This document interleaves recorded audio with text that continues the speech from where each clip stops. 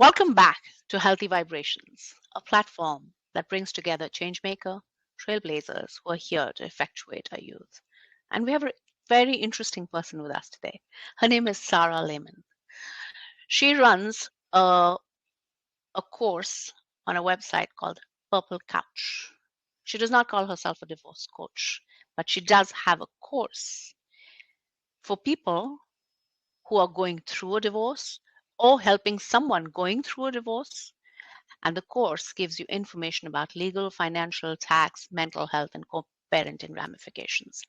And today we're going to hear on a multitude of topics from Sarah on divorce and what her course entails.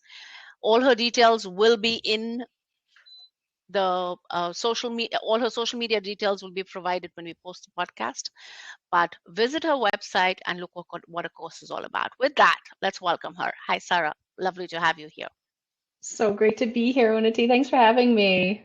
Of course, it's such a pleasure. I am glad you came. Remember, guys, Sarah likes to call herself a marriage alumni. Who has heard this one before? This is super interesting. Okay, some folks like to call themselves divorcee, but she's invented the term marriage alumni. I'd like to call myself that. So And I her think we all should. business, I know, right? It sounds so much more positive.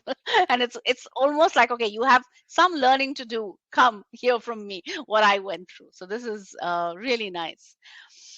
And her founder, her business is called PurplCouch, which is to reduce the confusion, loneliness, and stigma around divorce. Applying her extensive background in communications and design, Sarah has filmed experts in law, finance, taxes, and mental health and woven their advice into the online courses that we just talked about. That helps folks navigate divorce from a place of empathy and strength. She helps people reframe from failed marriage into a fresh start. I saw that on your signature, and I thought that was a very positive way of looking at the word divorce. So PurplCouch was selected. Oh, a pleasure, Sarah. So PurplCouch was also selected for the LaunchVT Business Accelerator program and has been featured in 7Days and the Albany Times Union. Sarah's meandering career path has included nautical archaeology, web and exhibit design, and she holds an MS in food systems. She loves scuba diving, choral singing, traveling, and hiking, and has been trying new things recently like watercolor painting and swing dancing. Whoever says her second name should not be creativity. She lives in Vermont. So lovely. Very, very blessed to have you here, Sarah, again. Thanks for having me. So, Sarah, tell us, when you find out that someone who we care about a lot is getting divorced, we don't know what to do, what to say. So what are some of the ways? I remember when I was going through divorce, people didn't know how to come up to me. They didn't know what to say to me. They didn't know whether to be happy for me, feel sad for me, and how I'd react to it. So what are some of the ways we can support a loved one who's going through a divorce? Yeah, that's such a great question, Unity. And I suspect many of our listeners, if they've been through divorce, that may resonate with them. People say, and if we care about someone, we want to say the right thing. We want to support them in the way they want to be supported, but you don't always know where are they at. And it's quite frankly a roller coaster. You may be feeling one thing one moment and another the next moment. So I don't know. I think if I had one piece of advice, it would be don't be afraid to reach out. Don't be afraid of saying the wrong thing. It can be so very lonely, especially for those folks who initiated the divorce. They may not have that warm friend circle coming to support them. And if you're talking to your people, you don't have to defend their spouse. You don't have to badmouth their spouse. You can just listen. And like I like to say, let them process all over you. That's okay. I mean, it's our first instinct when we hear someone is separating to say, "Oh, I'm so sorry." But I would challenge us to hold that thought and instead say something that makes space for whatever they're feeling. And they may not be feeling sorry, like you were just saying. They may be elated or angry or nervous. One thing you can say is, instead of "I'm sorry," is, "Wow, that's a big change. How are you doing?" And just be still and see, and let them drive the next part of the conversation. Sometimes I even start with my condolences and my congratulations, because it's often a both and. Another way we can support our loved ones during this process is through like tiny gifts, physical acts of service. You don't have to spend a lot of money, but if they have kids, you can offer to babysit or just take the kids out on an adventure, a month of house cleaning, or just go keep them company while they're packing up their dishes. Take them out for dinner, go axe throwing, wherever they're at with their processing. I think just being there physically if you can, and on the phone if you can't, is just incredible support system, just to know you're not alone. Did your friends support you during your divorce, Unity? What was the best thing that you received as a gift of companionship? I think a lot of my friends helped me with babysitting. I think that was one of the best gifts, because when I was going through divorce, I was, of course, a single mother with no family here. And I had a 7-year-old, and I was so overwhelmed with my own emotions. It was just very hard to be with my child all the time and cope with his emotions too. So yes, that was one of the biggest gifts. I wish somebody had taken me axe throwing now that you mention it. That would have been a really good one. It's pretty empowering, I gotta say. Because I think there is such a multitude of emotions, like you say. There is happiness, there's sadness, there's anger, there is remorse. I mean, there are a whole lot of emotions which you're not able to put together. So when you do something like axe throwing, I mean, I'm laughing at it, but it can be very useful. It helps us put our emotions in perspective and let go of all those negative emotions, so we can find some clarity. Yeah, sort of harnessing that negativity in a way that's not going to hurt any other person. Well, presuming you go to the right axe throwing facility and it's pointed in the right direction. Of course. But I think it's, normalizing that anger. It's okay to be angry. It's just, what do you do with that emotion? That is the important part. Correct. And I don't think you're really, I mean, it seems like you're angry at your partner, but really not. You're not angry at your partner. You're angry at life, and you're angry at why this happened to you. So creating that space for conversations, I think, is a brilliant one, right? Allowing the other person to really hear themselves talk with empathy. So yes, thank you for sharing that, Sarah. That's incredibly useful. Now, everybody in our society, most of us in our society, portray divorce as litigious and combative, and even movies do it, and our friends do it, and everybody looks at it as not a pleasant thing, which it isn't, but it doesn't have to be. If someone is considering divorce, it doesn't have to be a combative divorce, but what are some of the legal options that you think are out there which can make divorce a little bit easier? Yeah, this is one of the things I didn't understand until I was in the middle of the process myself, but you have choices. Litigation, going to court to fight in front of a judge, that is an option, and it can be essential for those who need protection from an abusive partner, etc. And there are other choices. Not everyone is in that situation. There's 4 legal options. The most simple way to describe it is there's 4 different options. There's kitchen table divorce, which is uncontested. You fill out the forms yourself. This is the type of thing where it's recommended. Well, first of all, it's recommended that you have the forms filled out, reviewed by an attorney, even if you and your spouse can fill them out yourselves. Definitely recommend you have an attorney look at them. But, if you and your spouse are communicating well, you're aligned on what you both want, you're both fully informed about what's happening, you have both have access to things like financial documents and so forth. In other words, if the power dynamic is equal, this may be a good option for folks. The second option is mediation. This is another out-of-court option where spouses meet with a mediator, and they help with conflict resolution. So it's a good solution for folks that have that sort of comparable power balance, but who may need support with the communication part. The conflict comes up over and over, especially when you're talking about finances. So it's nice to have this sort of neutral mediator to help facilitate that conversation. They don't provide legal or financial advice. So again, it's best to have that stuff reviewed by an attorney afterwards. Then there's collaborative divorce. That's a team of people all working to move you through the divorce process without going to court. Each party has their own attorney, and then there's a shared mental health professional, and if necessary, also a financial neutral. This is for folks who need a lot of support, and maybe folks who have sort of a complicated financial situation. And then, as I said, there's litigation. That's the one we tend to think of. Tends to be a traumatic experience for everyone involved. It happens when a couple just cannot agree on anything, how the assets should be divided, child custody. And as I said, if someone's experiencing abuse, litigation may be necessary to protect them and protect their children. So it is a very viable option for those who need it. You know, one thing I wish someone had told me when I was going through my process is that your attorney works for you. I've heard of folks, fortunately not in my situation, but I've heard of folks whose attorney sort of pushed them into litigation or pushed them to fight for something that just didn't feel right in their heart. And you can change attorneys if they don't align with your values.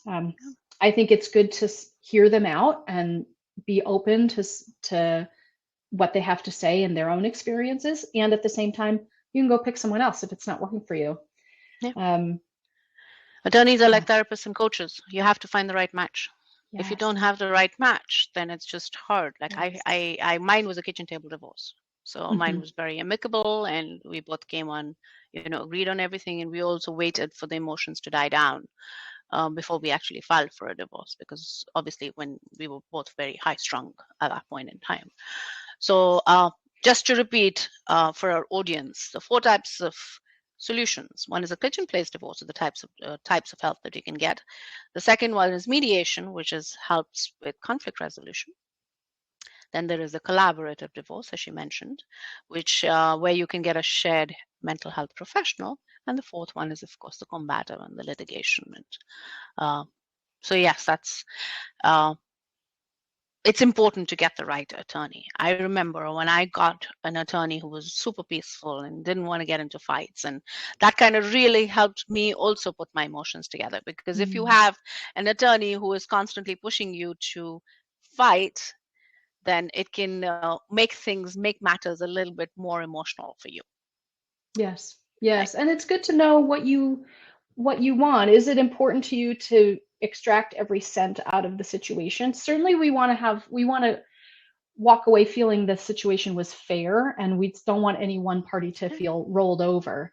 And especially if you have an intention to co-parent with this person, finding a good common ground that everyone can live with is maybe in the best interest. So it's the balance and finding out what works for you. And as you said, having an attorney that hears your goals and keeps your goals in mind is critical. And one thing I wish I knew when I was meeting with my attorney, and I wound up doing a kitchen table divorce. I met with this attorney just to sort of give me some advice and what are my rights and what are my responsibilities. But I wish someone had suggested that I could bring my best friend, or in my case, my sister, with me to the meeting. And if you are going to a doctor and you're anticipating a tough diagnosis, many people will bring an ally in just to take notes and have somebody to bounce ideas off of. And emotional support. Absolutely. You're on this emotional roller coaster and you're listening to advice that's going to affect the next decade of your life. It's tough to take that in and be objective when your emotions are up here. And so I wish I had known that. And, for anyone considering this, bring your person in, schedule the meeting, and then schedule a lunch or a nice afternoon or something with this person afterwards. So you have something to look forward to, debrief, but, have something nice to look forward to. I think it really would help. I so agree with you. I didn't have anybody, but I gave myself a lot of space and found friends that I could talk to after I had my meeting with the attorney, because I was emotionally very high strung. And then to come back again, that leads me to my next question, to a child when you're so high strung, uh, is very hard. So, do you have children, Sarah?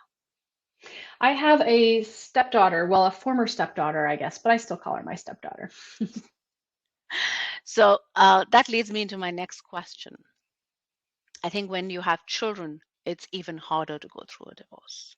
Yes. And it's hard for you, for the parents, as well as it's harder for the children. And when I coach teens and I coach youth and their parents are going through a divorce, and I hear the child's perspective, even when the children are fighting, even when the parents are fighting, for the children to be privy to that and for their foundation to shake, and for them to be so worried of what's going to happen to them after the divorce. Whether are they going to live with mother? Are they going to live with the father? I mean, all those questions are going on in the mind.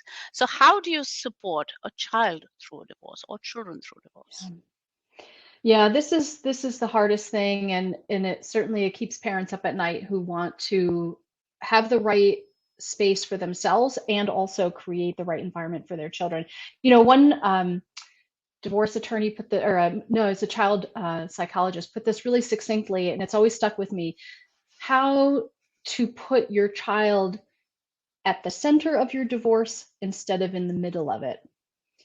And that slight wording change makes all the difference. So every decision that you come to is what is the perspective of my child? What is the best thing for my child? And not to necessarily remove your own needs and desires from the equation, but just bring that question up at every juncture also. And of course, we hear people bad mouthing their spouse in front of their children. That has a long-term negative effect on the kid. One thing that researchers it's becoming very clear to researchers is that your kids don't have to quote unquote be screwed up. The research is demonstrating over and over again that although divorce is considered an adverse childhood experience, the lasting effects come not so much from the trauma of the divorce itself, which is traumatic, but rather from the long-term co-parenting relationship. And so if you and your co-parent can figure out how to be compassionate or at the very least civil, your kids are going to recover quickly. That co-parenting relationship is easier said than done. There's a child psychologist that I interview in my course. He describes 4 types of co-parenting, right? So it's all in the names and you can hear it right away, but I'll talk a little bit more about them as we go through. But there's fiery foes, angry associates, cooperative colleagues, and perfect pals. And you can see where this is going, right? Fiery foes, they can't talk to each other. They're hostile. They battle all the time. They go back to court over and over again. Not surprisingly, this is really tough on the kiddos.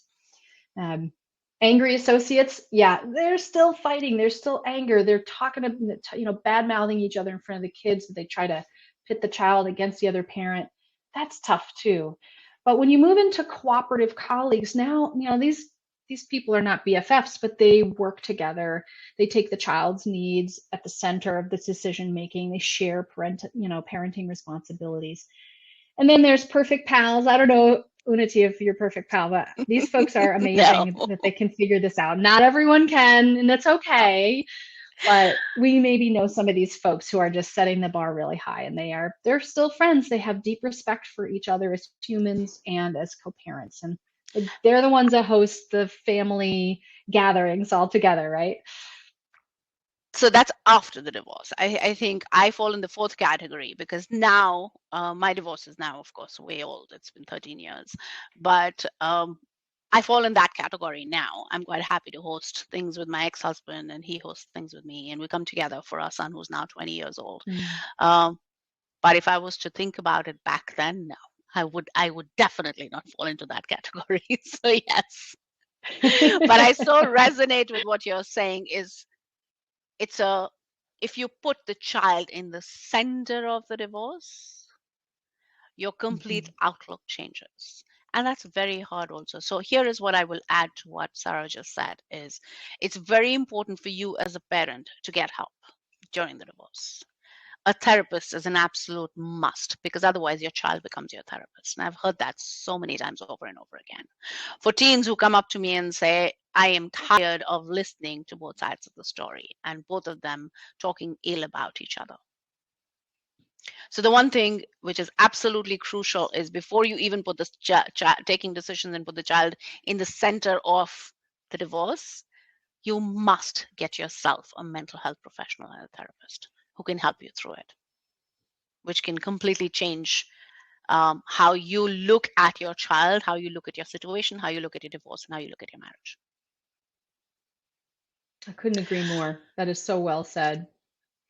I think the reason that I could put my divorce off for a while was because I regularly visited the therapist. And as I gained clarity, I realized that while I do want this divorce, I don't want it when both of us are so high strung in emotions. So I waited. We were separated and he was with somebody else and I was taking care of my son, but I waited for the time when emotions died down. And I don't think I could have done that if I didn't go to a therapist, because then I wouldn't have found that clarity.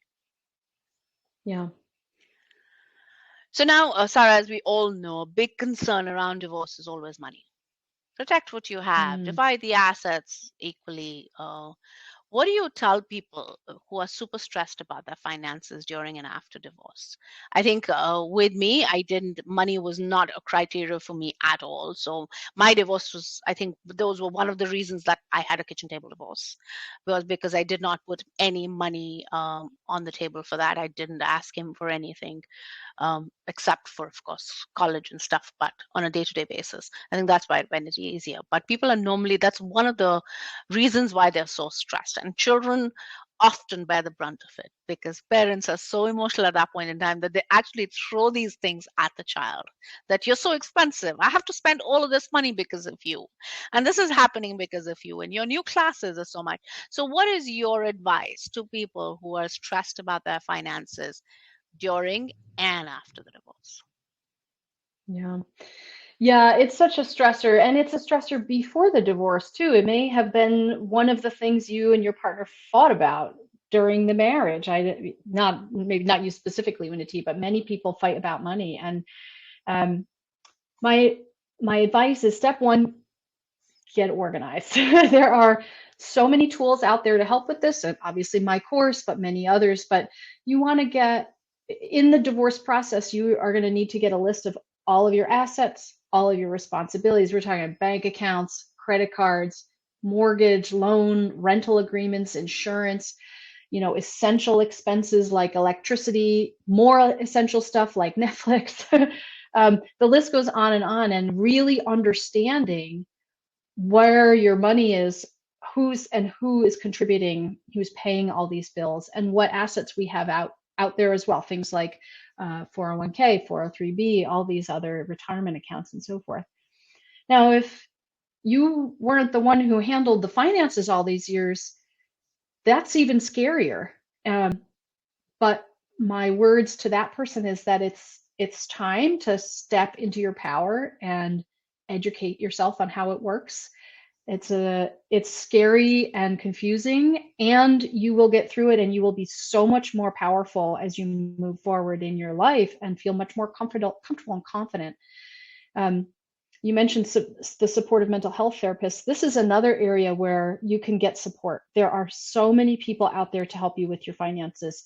It could be a financial advisor, someone who manages money and your investments and all that. Maybe if you already have investments, you likely already have some sort of financial advisor or financial planner.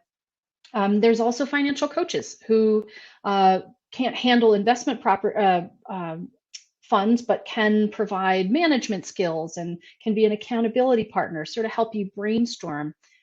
I think if I had one big piece of advice, particularly for those looking ahead, is not to think not just about this moment where it's so easy to get caught in that scarcity mindset, because you're losing half your income. Half is not even the right word necessarily for everyone. But also to sort of pick our heads up and look at the horizon as well. Where do you see yourself in 2 years, in 5 years? This is a painful division of your current life, and it's an opportunity to create new goals for yourself or to revisit old ones that you have left behind. You want to switch careers, you want to do more traveling. This is a time to reinvest in yourself. So I encourage people to think beyond the process of divorce and really look at this as a way to set goals. And we necessarily, when we're going through the process, we're not in the right mental headspace to figure out what our goals are going to be and how do we want to move forward and what's our bucket list and how much money are we going to need for the rest of our lives, or whether there is equity in what we're getting or not. There are these bunch of questions and we're not clear on it. So a financial coach is definitely a great option, who's going to help you break it down, take all your assets, take all your liabilities, and take whatever you have and break it down and help you think through things. So yes, that's a super helpful thought. So Sarah, we all do what we do, mostly. I'm not going to say all, I'm not going to make a blanket statement, but mostly what we do is driven from our personal journey, at least mine is. Mm-hmm. I'm here because of certain things that panned out in my life and took me to my destiny. And today I don't feel like I work a day in my life as I work with youth. So what brought you to where you are today, to doing what you're doing? Well, I'm so glad to hear you say that, because I love the work that you do, Unity, with youth. I'm so happy to get to know you and understand your work a little bit better. And like you, my business comes from personal experience. When I was getting divorced, I think the term is hot mess. Yes. I think that's an understatement, right? Yes.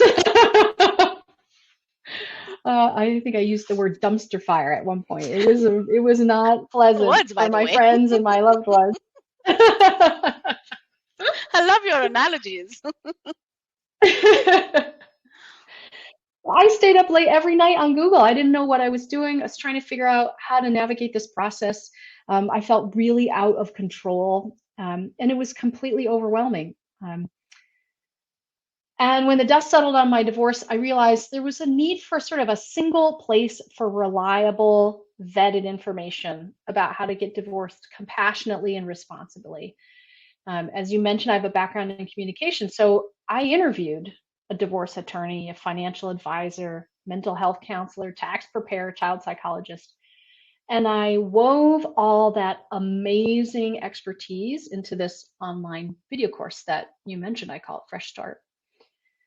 When I moved out of the house and into my apartment after my divorce, I didn't have any furniture. So I'm shopping for a couch, scrolling through the options, and I realized I'm defaulting to all the neutral colors that my ex would have liked. And I was like, wait a minute, no one else needs input on this freaking couch. So I got the one that I wanted, this gorgeous velour purple couch, and I named my business after it, because it was in that moment when I started to reframe from failed marriage into fresh start. And I really hope I can help other folks find their own purple couch moment. Isn't that amazing? The words we come up with and the thoughts that cross our minds and how we create something out of a hot mess, as you may call it, right? So more power to you, Sarah. I'm so glad that PurplCouch was born, and I'm sure a lot of people are going to use that PurplCouch as they go through their difficult moments. All the people, parents listening to this podcast, if you are struggling with a marriage and you need support, visit Sarah's. It's called Fresh Start. We will put all the details in the podcast. Look in the caption and go visit her course, and I'm sure it'll be helpful for you. And put in your questions in our in the comments below if you have any questions, and we will be happy to lead them on to Sarah. So thank you, Sarah, with that, for being with us. Very, very grateful. We truly enjoyed the conversation, and I'm sure any parent who's struggling with it will find some humor and some light moments in our conversation in the past 30 minutes. So thank you for being with us today. Wonderful. Thank you. Thank you, Unity, and thanks for the work you do. This is a wonderful platform. Thank you. I'm so honored. Thank you, Sarah.